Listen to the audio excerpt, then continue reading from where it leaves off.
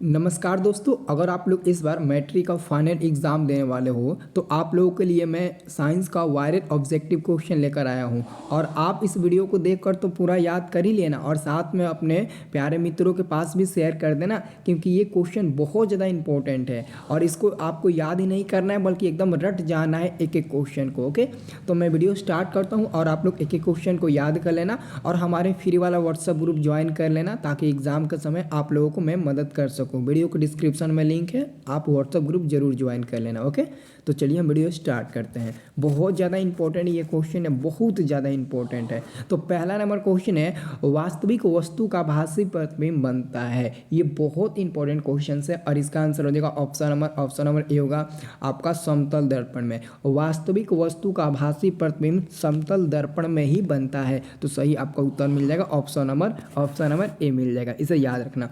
और दूसरा number question है, डायोप्टर उस लेंस की क्षमता होती है जिसकी फोकस दूरी डायोप्टर उस लेंस की क्षमता होती है जिसकी फोकस दूरी क्या होती है?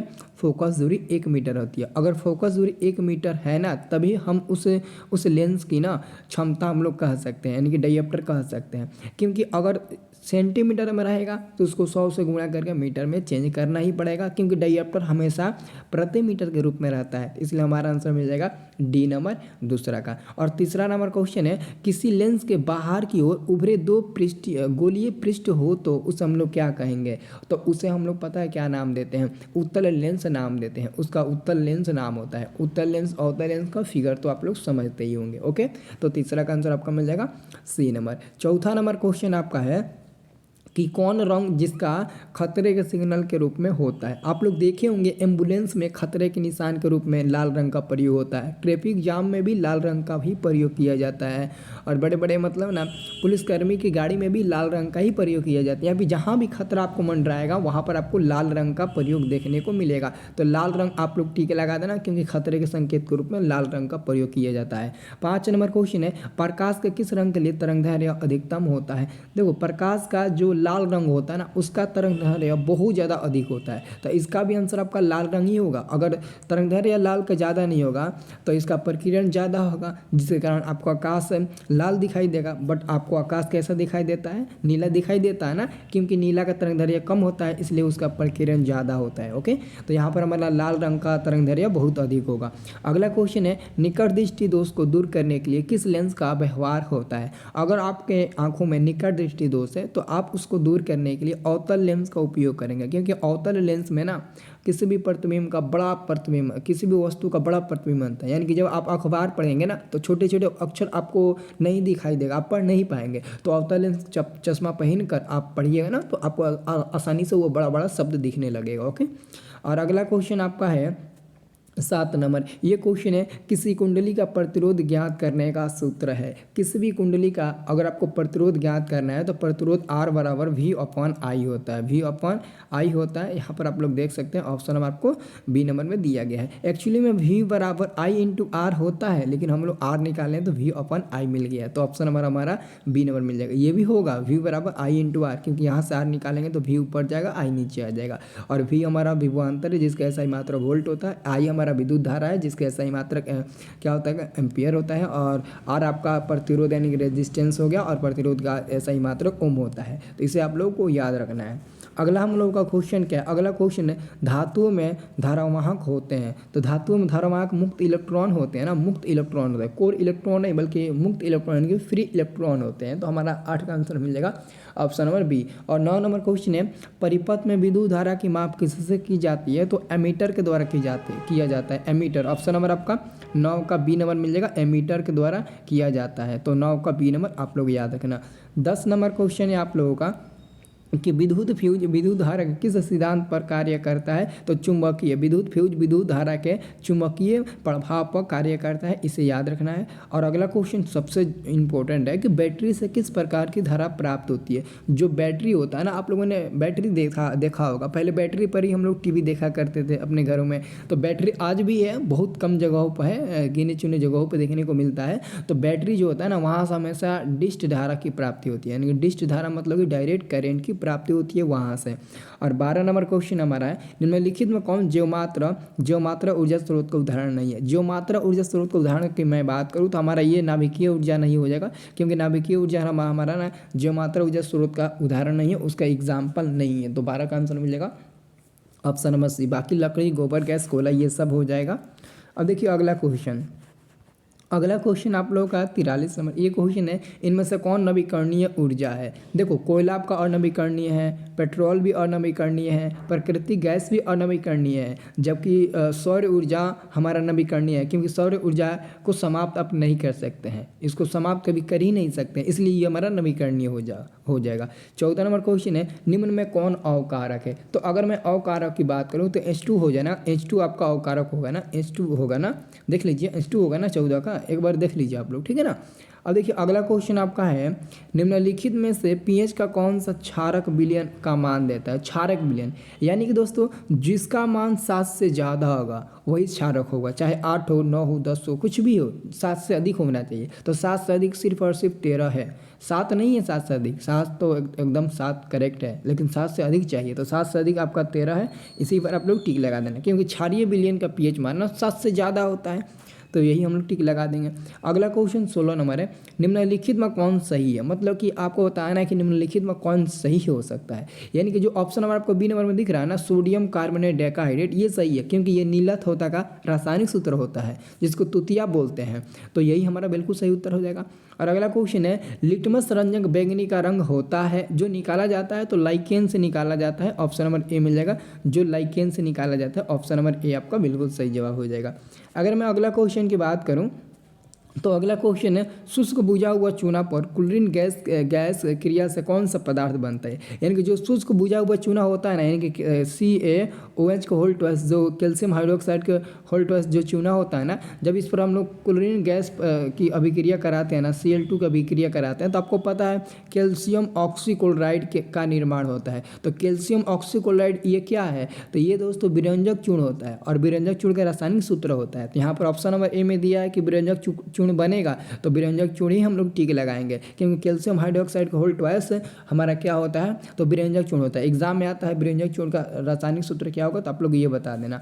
अगला क्वेश्चन आपका है, सोडियम क्लोराइड का pH मान लगभग। देखो सोडियम क्लोराइड का, सोडियम जो क्लोराइड है ना, उसका pH मान लगभग 14 ही होगा ना। हाँ 14 होगा। सोडियम क्लोराइड का जो pH मान होगा ना, वो लगभग आपका 14 होगा, सबसे ज़्यादा होगा क्षारीय में। ओके, अगला क्वेश्चन है आपका, अगला क्वेश्चन है, नहीं बाबू, यहाँ पर जो मैं आपको क्वेश्चन बताया था ना, ये सही था। जो 16 नंबर मैंने बताया था ना, ये बी नंबर सही था, लेकिन ये आपका तुतिया का सूत्र नहीं होता है, ये हमारा होता है धोने का सोडा, जिसको धोबिया सोडा बोलते हैं। ये धोने का सोडा का रासायनिक सूत्र होता है, क्योंकि तुतिया का इधर सूत्र है, जो आपको इधर दिख रहा है ना नीलत होता है, ये तुतिया का रासायनिक सूत्र होता है, ये तुतिया का रासायनिक सूत्र होता है। तो क्या हो जाएगा आपका, तो यहाँ पर आपका 20 नंबर जो है ना, 20 नंबर क्वेश्चन, तो 20 का आपका सही जवाब मिल जाएगा। यहाँ पर देख सकते हैं ऑप्शन नंबर डी में दिया है ना, कॉपर सल्फेट इंटू 10H2O, तो आपका 20 का सही जवाब मिल जाएगा। ऑप्शन नंबर आपका बी नंबर में।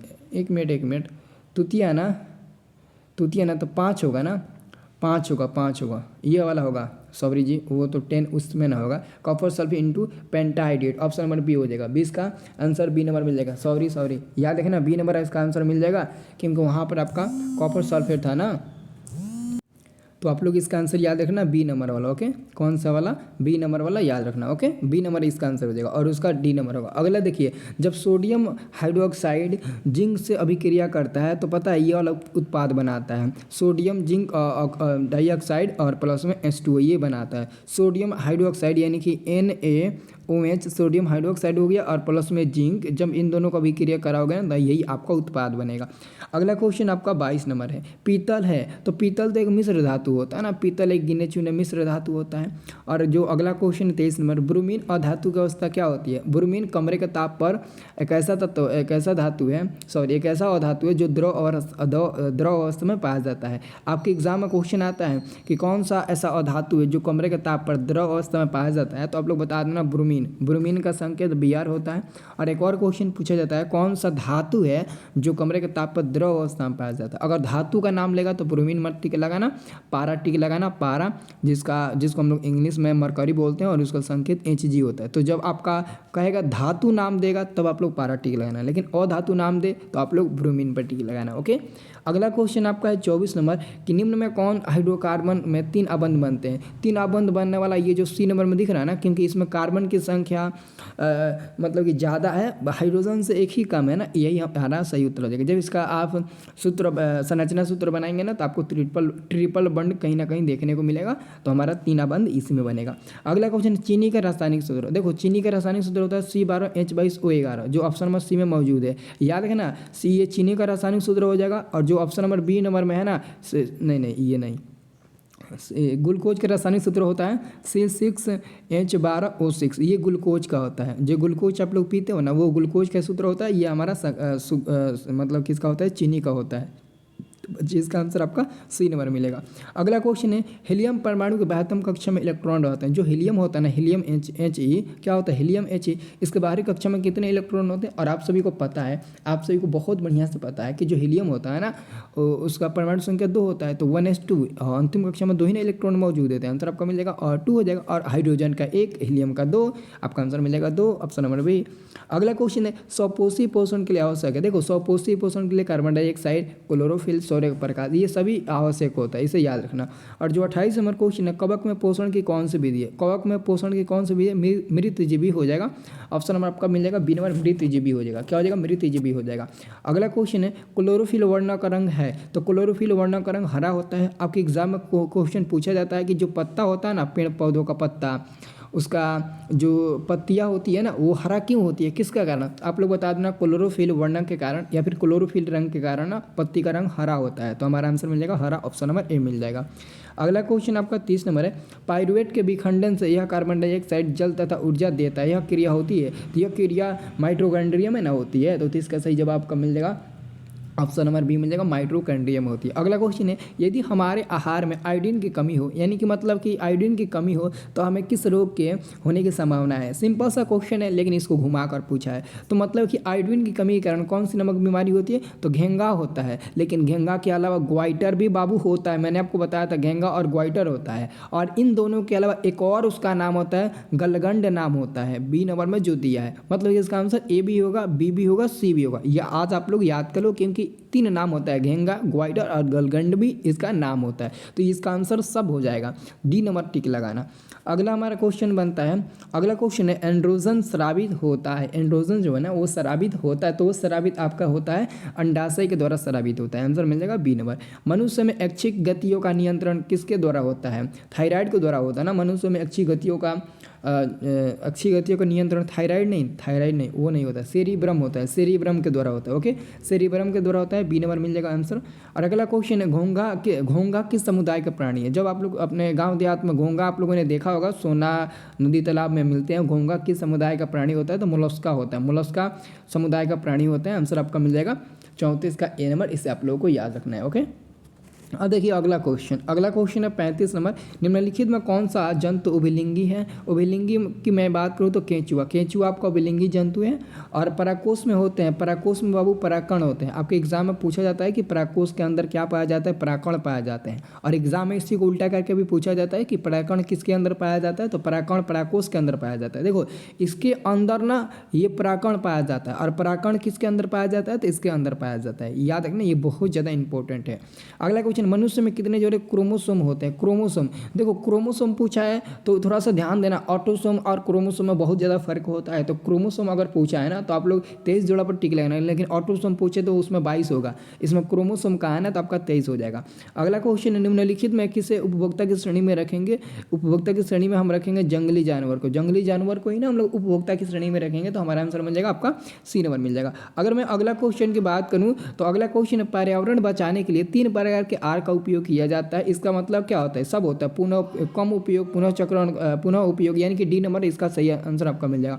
48 नंबर क्वेश्चन है, किन कारणों से प्राकृतिक संसाधन नष्ट होते जा रहा है? शहरीकरण और प्रदूषण। क्योंकि शहरीकरण के कारण और प्रदूषण के कारण, दोनों के कारण ना हमारे प्राकृतिक संसाधन नष्ट होते जा रहे हैं, ये आपको मानने की ज़रूरत है। और हमारा आंसर सी नंबर मिलेगा। ये एग्जाम में क्वेश्चन आएगा, ये बहुत यूनिक क्वेश्चन है, इसे आप लोग को एकदम रट लेना है। ओके, तो 40 क्वेश्चन को एकदम रट कर पी जाना, घोर कर पी जाना। अभी दोस्तों महासंग्राम का क्लास आज शाम में चलेगा, तो शाम में आप लोग तैयार रहना महासंग्राम का क्लास करने के लिए। बहुत ज़्यादा वो महासंग्राम का क्लास आप लोग मत छोड़ना जी, और सब लोग ग्रुप जाकर ज्वाइन कर लेना। ओके।